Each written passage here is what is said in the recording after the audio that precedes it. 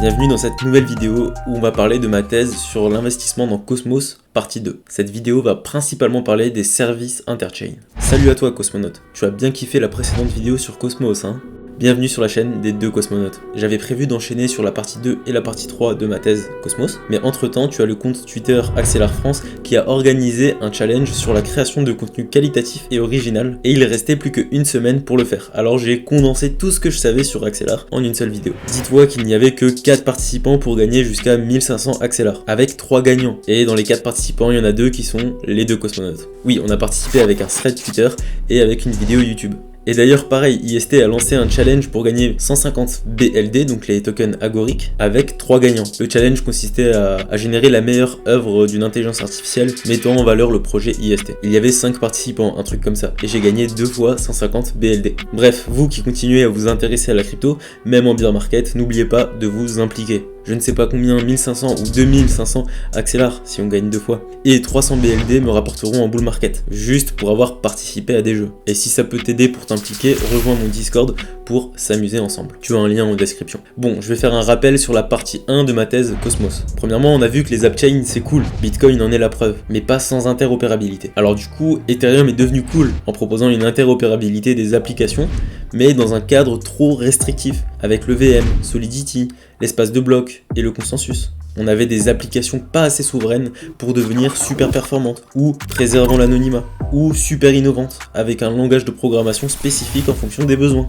Et aujourd'hui on a Cosmos, qui a préféré se lancer plus tard, mais avec une interopérabilité et une souveraineté des applications, en leur proposant d'avoir leur propre blockchain, connectée à IBC. Une fois qu'on a compris qu'il fallait plus voir IBC et Cosmos comme un outil, on doit se demander quelle blockchain l'utilise au mieux et en tire le plus de valeur. Une première intuition nous donne envie de s'intéresser à Atom, le Cosmos Hub, mais n'y aurait-il pas d'autres blockchains qui porteraient mieux ce nom, ou qui mériteraient plus ce nom? Faudrait être quel genre de blockchain pour bien porter ce nom? Bah déjà être la première blockchain du Cosmos serait cool, et dans ce cas c'est Iris. Alors faudrait peut-être être le réseau qui a le plus grand volume de transfert IBC, et dans ce cas-là c'est Osmosis. Bon, participer au développement de la technologie, donc avoir la meilleure team qui comprend le mieux cette technologie doit être un atout majeur. Ah, et là, Atom devient intéressant. Alors quelle est cette incroyable team de développement de IBC, Tendermint, Cosmos SDK? Au début, on pouvait donner plein de noms aux différents contributeurs du Cosmos, mais un seul projet, et ce projet c'était Atom. Mais malheureusement, aujourd'hui, la majorité des ingénieurs sont partis construire leur propre projet, après une série d'événements qui ont divisé l'organisation Tendermint, provoquée par Jack One devenant beaucoup trop autoritaire. Cette incroyable team du Cosmos s'est divisée dans différents projets comme Anoma, Osmosis, Celestia. D'ailleurs, Celestia qui devait être le Cosmos Hub original. On a aussi Evmos, Agoric, Nomic, Regen. Tous ces projets ont à leur tête des OG du Cosmos. Depuis le lancement du Cosmos, un seul projet a su se rendre indispensable à IBC, autant que dépendant d'IBC. Un peu comme si c'était une application spécifique à l'IBC. Et c'est exactement ce qu'on recherche, connaissant l'avenir brillant de cet écosystème multi-chain Cosmos. Si depuis le lancement d'IBC tu as utilisé ces transferts interchain, c'est probablement pour ramener une crypto de sa blockchain native vers Osmosis, Osmosis.zone. Effectivement, Osmosis se place comme le carrefour du Cosmos. Quoi que tu veuilles faire, où que tu veuilles aller, tu passeras par Osmosis. Acheter des NFT Strange Clan avec des atomes sur la plateforme Juno, Osmosis te servira de pont et de swap pour acheter tes atomes et Juno nécessaires au mint de NFT. C'est à se demander si tu fais partie du Cosmos quand on ne voit pas ta blockchain connectée à Osmosis. Pour lancer sa blockchain dans le Cosmos, il y a 2 grands classiques. Airdropper les stakers de Atom, se connecter le plus rapidement possible à Osmosis via IBC et distribuer des tokens dans la pool de liquidité. Et entre parenthèses, se débrouiller pour avoir un APR de 200%. D'ailleurs, on a un nouveau 3e classique, c'est attirer de la liquidité des chaînes EVM en utilisant Accélère. Ce n'est pas pour rien si Osmosis est la blockchain qui a le plus de connexions dans le Cosmos. Vous l'aurez compris, Osmosis est une plaque tournante dans cet écosystème, mais vous n'imaginez pas encore à quel point cela est précieux, étant un hub de liquidité dans un monde Proof of Stake. La recette parfaite pour devenir un hub du Cosmos serait de mettre en place une stratégie apportant un maximum de liquidité et d'interopérabilité autour de sa blockchain. Il en existe plusieurs dans le Cosmos qui ont de bonnes stratégies. Osmosis fait partie des plus matures. Pour maximiser la liquidité, Osmosis a construit le premier DEX du Cosmos et la meilleure expérience utilisateur avec une allocation de l'inflation agressive dans les pools de liquidité. pour inciter à l'interopérabilité, il a développé une marque et une forte communauté auxquelles les autres blockchains veulent s'intégrer. Mais aussi les pools de liquidité à double incitation, tout en multipliant par 100 la liquidité et la distribution décentralisée du token qui vient de se lancer. Quelle meilleure raison pour se connecter à Osmosis et organiser le lancement de son projet sur Osmosis. D'ailleurs, cette capacité à lancer les projets du Cosmos est une caractéristique que le hub du Cosmos doit avoir. Il a aussi adopté très tôt le protocole cross-chain Axelar et a dépensé énormément de tokens pour faire en sorte qu'Osmosis fasse partie de plus de 50% de la liquidité Axelar, se rendant automatiquement dépendants l'un de l'autre et obligeant les deux parties à réfléchir ensemble à leur avenir de sécurité et d'expansion. Osmosis a aujourd'hui de loin la blockchain qui est la plus connectée et qui a le plus de liquidité du Cosmos. Évidemment, les créateurs du Cosmos savent beaucoup mieux que moi quelle était la recette pour être le hub du Cosmos. Des appels communautaires ont été faits en 2020 avant que l'équipe se disperse à cause de Jack One, avant le lancement d'IBC et en prévision de ce que Atom allait devenir. Les OG du Cosmos discutaient des fonctionnalités qui devaient être ajoutées à Atom pour qu'il s'impose comme hub du Cosmos. Zaki donne son avis des 3 ingrédients à ajouter dans la recette du hub du Cosmos. Du coup, je vous donne l'extrait et vous avez le lien de la vidéo en description.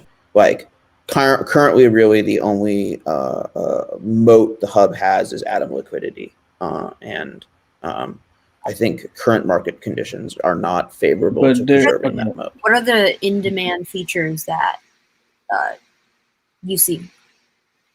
That was what was in Atom 2021.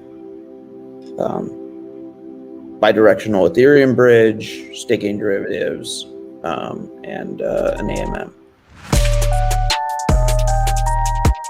L'une des plus grosses innovations dans le domaine interchain, c'est le partage des revenus de la capture MEV aux stakers de Osmo et protège les utilisateurs de l'effet néfaste de la MEV, en cryptant le même pool jusqu'au moment de l'exécution. Non, je rigole, ça c'est autre chose. La plus grande innovation reste Interfluid Stacking, qui est la combinaison du Superfluid Stacking et de l'Interchain Security. Imagine une combinaison entre les pools de liquidité, le Proof of Stake et IBC. Donc en gros entre la sécurité, l'interopérabilité et la DeFi. Quand ces 3 mondes ne font plus qu'un, c'est Interfluid Stacking qu'on obtient.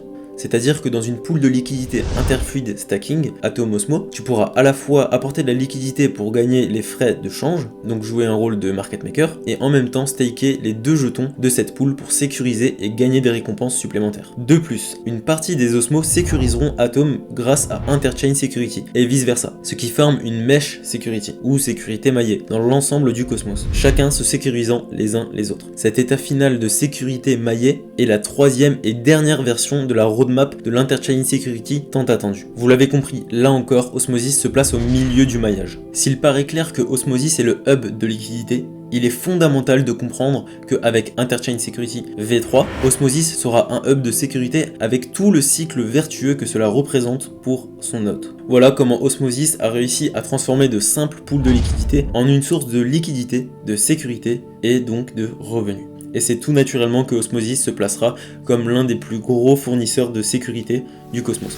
That is interfluid staking. It is using superfluid assets for cross staking. I think this is like cool. Like and how does this relate to Osmosis? Is like long-term plans. Like it's this like there's this like feedback loop that we're trying to build here, where it's like, oh, Osmosis is this, center of liquidity in Cosmos right now. That's what we think. That's what will make it a great security provider as well. And because then more people trust it, and it becomes this very secure system with more people depending on it. That will bring more liquidity, and it will create this like feedback loop for Osmosis.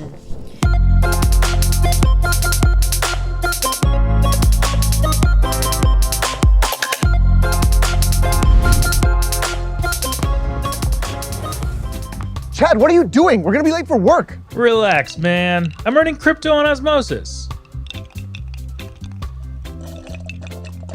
What? Osmosis. Put your tokens to work. To find out more, go to osmosis.zone.